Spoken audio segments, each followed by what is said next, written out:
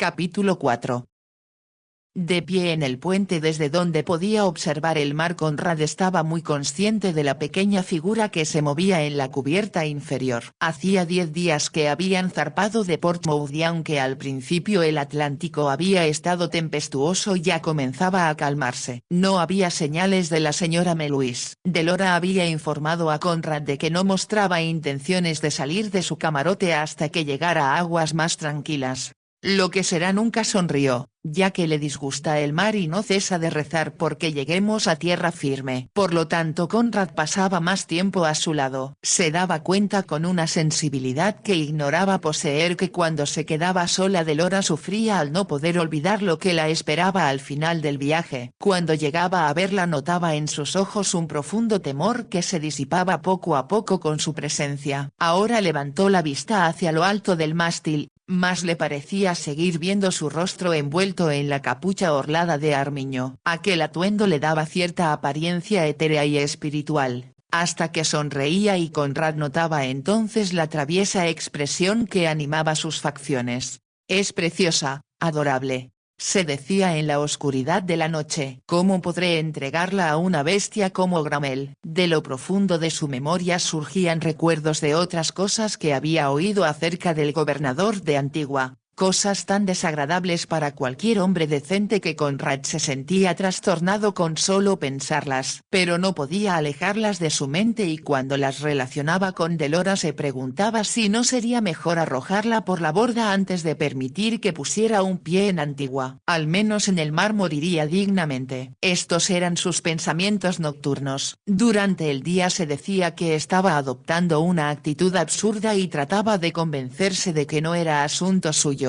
No cabía duda de que pese a su temor al futuro Delora disfrutaba. Casi todos los oficiales creían estar enamorados de ella e incluso los marineros la seguían con la mirada cuando paseaba por cubierta. Conrad fingía mirar hacia lo alto, pero sabía que en realidad sus ojos buscaban la cubierta por donde caminaba Delora, con gracia inigualable aunque el barco se balanceaba sin cesar. Ya la había prevenido muchas veces acerca de que no debía salir a cubierta cuando el mar estaba agitado, pero ella se reía diciendo que era una joven campesina. «Estoy acostumbrada al aire libre y, si las olas me mojan, tengo muchos vestidos para cambiarme». «Es su salud lo que me preocupa», protestó Conrad. «Estos vientos del norte son muy traicioneros y no quiero que pesque una pulmonía». «Haré todo lo posible para no convertirme en una molestia para usted, capitán». «¿Cómo?», le contestaba con una sonrisa, aunque deseaba ser severo con ella, no podía evitar corresponderle. Así ella se salía con la suya. El viento arreciaba y Delora decía sujetarse la capa con ambas manos, mientras el aire hacía revolotear su falda.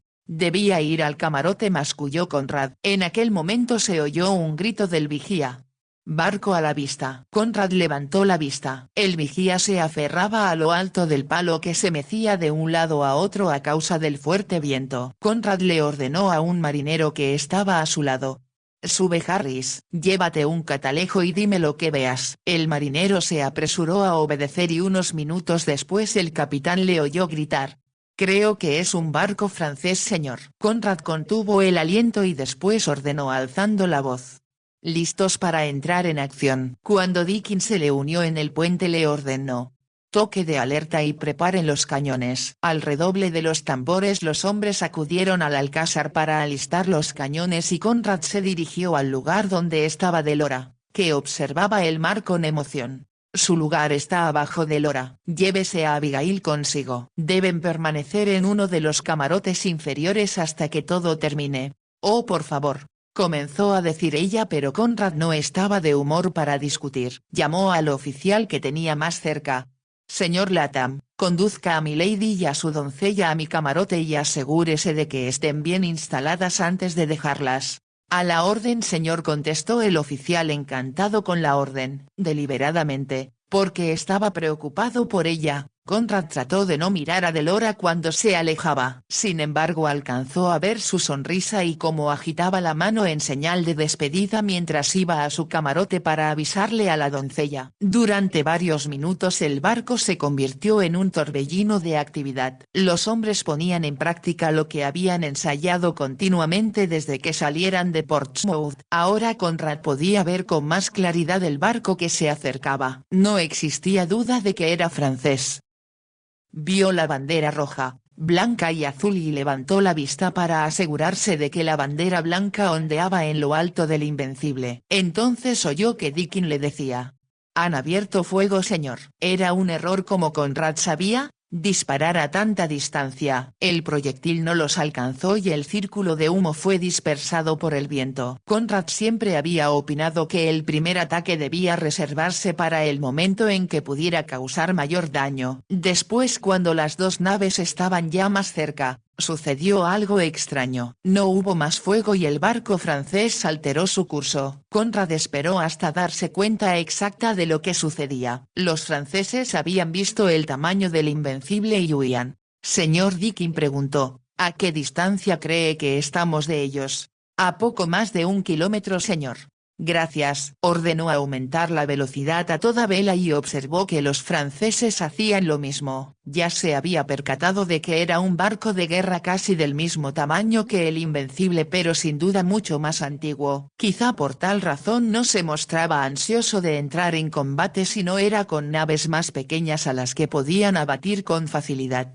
«Le daremos alcance si el viento continúa, señor», dijo Dickin excitado. Todo parecía indicar que así sería, ya que el Invencible, a toda vela, alcanzaba una velocidad que Conrad esperaba poder lograr siempre que se presentara una emergencia. Se acercaban más y más al barco francés y al fin Conrad dio la orden que sus hombres esperaban.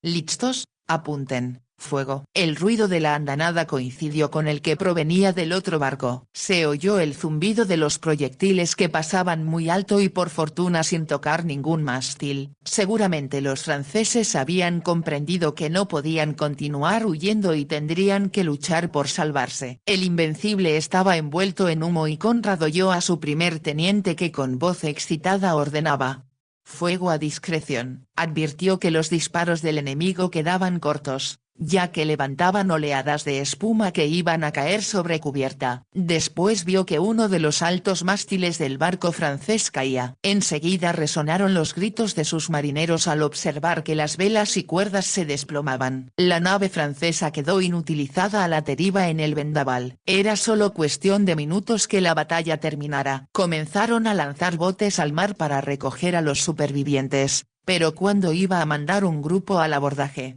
se oyó un grito que Conrad ya temía escuchar.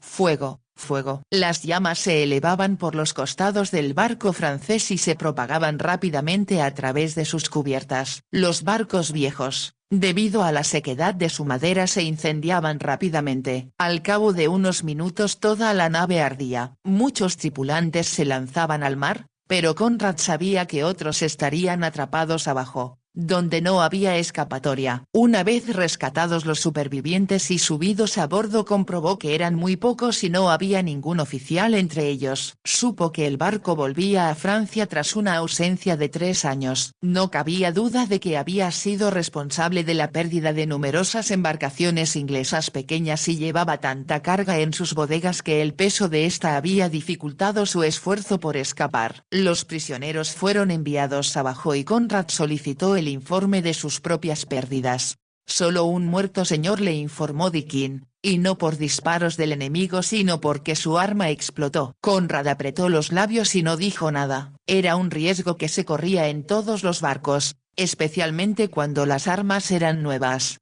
«Otro hombre tiene el brazo roto por el golpe de retroceso de su arma y 2 más resultaron heridos por las astillas de una bala que dañó el alcázar». «¿Es grave el daño?». «Nada que no pueda repararse y pintarse enseguida, señor». Está bien, gracias. Entonces Conrad recordó a Delora y se preguntó si habría sentido miedo. Estaba a punto de enviar a Dickin para preguntarlo, pero decidió ir en persona. Para entonces ya comenzaba a anochecer y al viento había seguido la lluvia. Dejó a Dickin a cargo de la limpieza de las cubiertas y bajó donde se encontraban los 6 camarotes, uno de los cuales ocupaba y que eran más seguros que el destinado al capitán. Vio que Abigail salía al pasillo. ¿Ya terminó todo, señor?, preguntó la doncella con voz tranquila. Sí, Abigail. ¿Está a salvo su señora? Le agradará verle, capitán. Iba a prepararle una taza de té. Conrad sonrió pensando que para Abigail, como buena inglesa, el té era una panacea. Estoy seguro de que una buena taza es lo que todos necesitamos. Pero sabía que lo que sus hombres esperaban era una ración de ron y estaba seguro de que Dickie no dejaría de tenerlo en cuenta. Abrió la puerta y vio que la linterna no se había encendido y el camarote estaba casi en penumbra. Durante un momento reinó el silencio y Conrad pensó que quizá Delora no se encontraba allí. Después oyó un leve grito y ella se le echó en los brazos. ¿Está a salvo? No. ¿No le han herido? Las palabras brotaban atropelladas de sus labios. De pronto el barco dio un bandazo y Conrad instintivamente la rodeó con sus brazos para sostenerla. Cuando sintió que el frágil cuerpo se estremecía ceñido al suyo, notó que la voz temerosa había callado y Delora tenía el rostro levantado hacia él. Sin pensar, perdido el control de su voluntad por un impulso más fuerte, sus labios buscaron los de ella.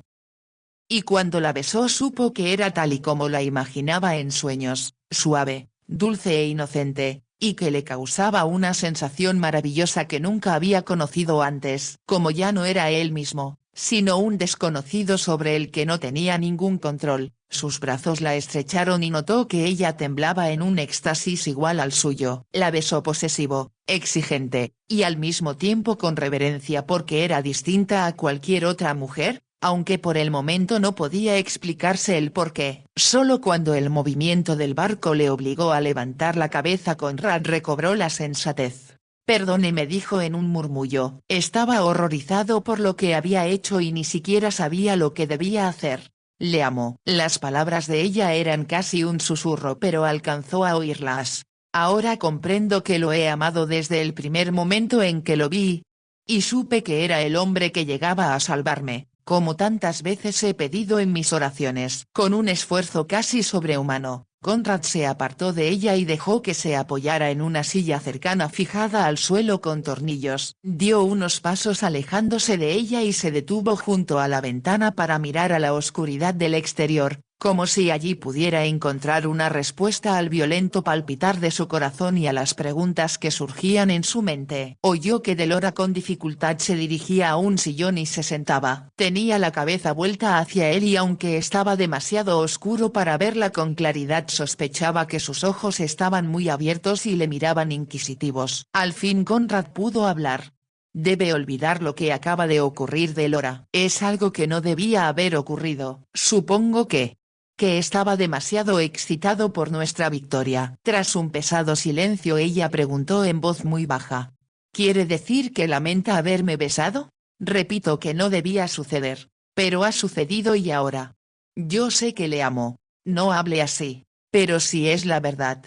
En tal caso, es lamentable y debe hacer lo posible por convencerse de que solo es una ilusión. Atribúyalo a la alteración causada por la batalla. En tales circunstancias suelen ocurrir cosas que después es mejor olvidar. Al cabo de un nuevo silencio Delora dijo con voz rota. Así que le ha disgustado besarme. Para mí es lo más hermoso que me ha sucedido jamás. Conrad se dio cuenta de que la joven estaba al borde de las lágrimas. Por supuesto que me ha agradado besarla, afirmó, pero me avergüenzo de mi falta de control. Es algo de lo que cualquier capitán se avergonzaría. No creo que me haya besado como capitán, sino como hombre. Era una verdad que Conrad no podía refutar. Como si temiera lo que ella iba a decir a continuación, se volvió hacia la puerta. Tengo mucho que hacer, alegó. No, por favor, no se vaya. Hay algo que debo decirle. Como no podía negarse, Se acercó a ella y se sentó en una silla a su lado. Delora extendió las manos y Conrad las tomó entre las suyas porque habría sido descortés no hacerlo. Notó que le temblaban pero se obligó a no besar a aquellos suaves dedos como era su deseo. Delora se aferraba a él como si fuera una tabla de salvación y dijo con voz más serena que hasta entonces: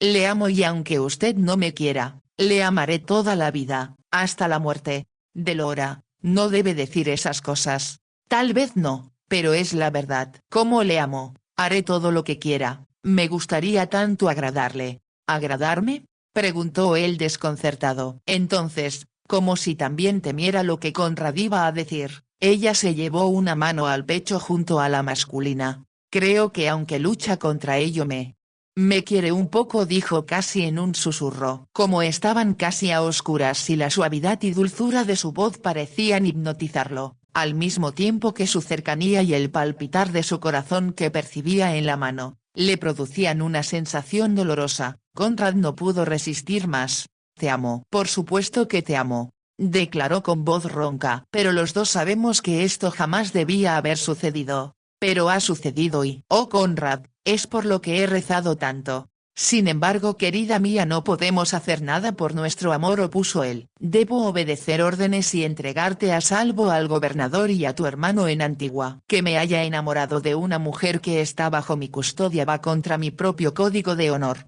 Durante la batalla, tenía mucho miedo de que pudieras morir o salir herido. Sí. Si hubieses muerto, también yo desearía la muerte». Conrad no hubiera sabido explicar cómo sucedió, pero se encontró con ella entre sus brazos y volvió a besarla olvidándose de todo, excepto de la magia de sus labios, la suavidad y la fragancia que emanaba de su cuerpo y el ímpetu de su amor. Ya no le era posible pensar con claridad. Solo sabía que Delora era la encarnación de su ideal. Siempre había existido un altar secreto en su corazón donde guardaba la imagen de la mujer que quería para sí, aunque desconfiaba de llegar a encontrarla. Ahora, conocedor ya de la agilidad mental de Delora, la belleza de su carácter y la fuerza de su personalidad, no le cabía duda de que era la única mujer a la que podía amar realmente. Además la deseaba con intensidad y le resultaba difícil recordar que alguna vez había deseado a otras. Separó sus labios de los de ella que murmuró: «Dime que me amas, dímelo una vez más y prometo que no volveré a molestarte». «¿Crees de veras que es una molestia?». «Te amo, mi preciosa y pequeña Delora, más de lo que puedo expresar con palabras, muchísimo más de lo que me atrevo a confesar». Le acarició una mejilla al añadir: «Creo que eres un sueño, no un ser real, el sueño que todo hombre lleva en lo más profundo pero que considera tan fuera de su alcance como una estrella». Comprendió que iba a contestarle que ella no estaba fuera de su alcance, sino a su lado, y como le pareció superfluo expresarlo con palabras, lo evitó besándola de nuevo. Pasaron minutos, o quizás siglos, hasta que oyeron acercarse a Abigail. Entonces se separaron y Conrad se puso en pie para encender la linterna. Abigail entró seguida por un asistente con el servicio de té. Como si no confiara en él, la doncella llevaba la tetera en sus manos y con rapidez, temiendo que el movimiento del barco hiciese que se derramara, la colocó sobre la mesa. «¿Aún a oscuras, milady?», preguntó con recelo. «Tengo problemas con la linterna», contestó Conrad como si se hubiera dirigido a él. «Vea lo que puede hacer Briggs», le dijo al asistente. «Enseguida, señor». Briggs dejó la bandeja sobre la mesa. «Cuando haya terminado de tomar el té, prima Delora», dijo Conrad con entonación normal, «puede volver a su propio camarote», y salió enseguida preguntándose si las cosas volverían a ser como eran antes de la batalla. Por fortuna le esperaba una gran cantidad de trabajo y varios oficiales que deseaban consultarle sobre diversos asuntos. Esto le ayudó a distraerse de sus sombríos pensamientos. Aunque anhelaba hacerlo, aquella noche no visitó a Delora y, como consecuencia, le costó trabajo conciliar el sueño pues pensaba que se sentiría sola sin él. «¿Qué voy a hacer ahora?», se preguntó en la oscuridad de su camarote mientras el Invencible navegaba en la noche crujiendo como si también sufriera. Al enfrentarse al nuevo amanecer, Conrad decidió ejercer un férreo control sobre sí mismo. Lo mejor que podía hacer en relación a Delora, Era convencerla de que no estaba enamorada de él realmente y sus sentimientos no eran más que una ilusión juvenil. Después de todo, ha conocido muy pocos hombres en su vida, se dijo. ¿Cómo puede estar segura de que este es el amor verdadero y perdurable que ella cree? Luego se dijo que hacer lo que había pensado sería destruir algo bello y espiritual. Arruinar un sentimiento tan perfecto sería un vandalismo que le produciría una profunda vergüenza. Pero esto lo devolvía a la situación anterior. ¿Qué podía hacer? Seguía haciéndose la misma pregunta cuando subió al puente de mando, imaginándose a Delora en el camarote situado justo debajo de él, tendida en la gran cama de postes de roble labrados y cortinajes azules. Cuando ella desembarcara en Antigua sería allí donde él dormiría. Sabía que entonces su recuerdo lo perseguiría durante el resto de su vida porque en el breve lapso de unos cuantos días se había apoderado de su corazón y nunca más sería libre. Sumido en sus pensamientos se sobresaltó al advertir que un marinero se encontraba junto a él. ¿Qué ocurre, Campbell? Lady Delora desea hablar con usted enseguida, señor, si es posible. Conrad frunció el entrecejo. Sabía que provocaría comentarios en el barco que Delora le llamara tan temprano y decidió prevenirla contra actos tan impulsivos. Informe a su señoría que estaré con ella en cuanto tenga oportunidad. Sí, señor. El marinero se retiró y Conrad con deliberación mantuvo una larga charla con el timonel y otro oficial antes de bajar por fin al camarote donde sabía que Delora lo esperaba. Llamó y cuando oyó la voz autorizándole a pasar, lo hizo con lo que esperaba pareciese una expresión dura. Sin embargo, su corazón latía con más rapidez ante la perspectiva de verla y sintió un palpitar en sus sienes que había comenzado cuando la había besado. Al ver la expresión de ella comprendió que le había mandado llamar por una razón importante. ¿Qué sucede? Notó que por un momento a ella le resultaba difícil contestarle. La señora Meluís murió durante la noche. Abigail lo ha descubierto hace un rato cuando ha ido a despertarla. ¿Muerta? ¿Cómo es posible? Siempre decía que su corazón era débil, pero me temo que como se quejaba con tanta frecuencia de diversos malestares y dolores nunca lo creí del todo. Ahora me siento culpable por no haber permanecido a su lado durante la batalla. Hiciste lo que te ordené. Sí, lo sé. Le pregunté a Abigail qué podríamos hacer con ella y me contestó que le causaríamos muchas incomodidades si la movíamos de donde estaba. Estoy convencido de que Abigail tenía razón, aseguró Conrad tratando de consolarla. Espera aquí, iré a ver qué sucede. Se dirigió al camarote que ocupaba la señora Meluís, originalmente destinado a Barnett. Era pequeño, pero mucho más cómodo que el alojamiento habitualmente asignado al asistente del capitán en barcos más viejos. Al entrar vio que Abigail se había encargado de asear y vestir el cadáver. Con los ojos cerrados y las manos cruzadas sobre el pecho, la infortunada señora Meluís parecía dormir en paz. Lo lamento, Abigail. Era inevitable, señor. Siempre fue una mujer muy delicada. Eso significa que Lady Delora se queda sola, murmuró Conrad como si hablara consigo mismo. No más que antes cuando la señora Meluís estaba enferma. De cualquier manera la pobre mujer no era compañía apropiada para una jovencita. Pero mi lady debería tener dama de compañía, insistió Conrad. No vale la pena lamentarse, señor, repuso Abigail con el tono de una niñera que se dirige a un chiquillo terco. Lo pasado pasado está y nada puede cambiarlo. Eso es lo que le ha faltado durante mucho tiempo al vivir rodeada solo de viejos sirvientes y sin la compañía de alguien de su edad. ¿Acaso no habían muchachas de su edad en las cercanías de su casa? Los vecinos pertenecientes a la clase apropiada para hacer amistad con milady no aprobaban a su señoría el conde. Su tono de voz le indicó a Conrad lo que opinaba de Denzil Horn, pero como sabía que no tenía sentido continuar la conversación se limitó a decir: ordenaré al carpintero del barco que construya un féretro para la señora Meluís. Me parece que cuanto más rápido se la sepulte, mejor será para milady. No tiene objeto prolongar esta situación.